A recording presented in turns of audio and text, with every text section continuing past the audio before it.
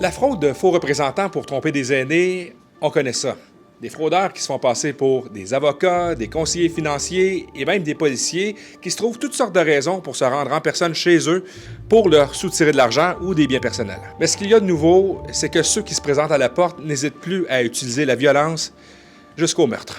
Un exemple récent, le 7 décembre dernier, il y a un homme de 88 ans qui a été tué devant sa femme dans leur maison en pleine nuit à Longueuil. La suspecte, âgée seulement de 19 ans, est accusée du meurtre. Elle est soupçonnée de faire partie d'un réseau de fraudeurs qui vise, imaginez intentionnellement, des personnes âgées. En fait, les criminels les pensent si faciles à voler que les crimes d'extorsion avec violence envers les aînés se multiplient à une vitesse fulgurante.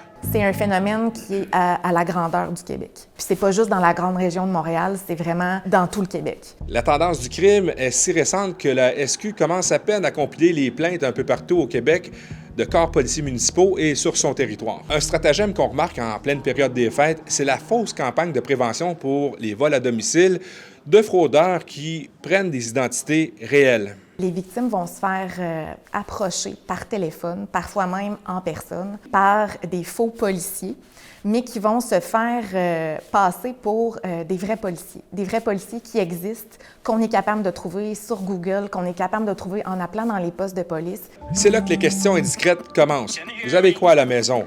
Argent, bijoux, on va vous faire croire que la police veut mettre vos biens personnels en sécurité. Et c'est l'excuse pour se présenter en personne chez vous. Selon le directeur des poursuites criminelles et pénales, le nombre de dossiers d'accusation pour des fraudes envers les aînés est passé de 25 en 2019 à 351 en 2024. Ce type de crime-là qui vise les aînés vous répugne? Le meilleur moyen pour le prévenir, c'est d'en parler selon la Sûreté du Québec. Si des aînés autour de vous reçoivent des appels suspects, il faut leur rappeler de raccrocher, éviter de répondre aux questions et surtout d'appeler la police.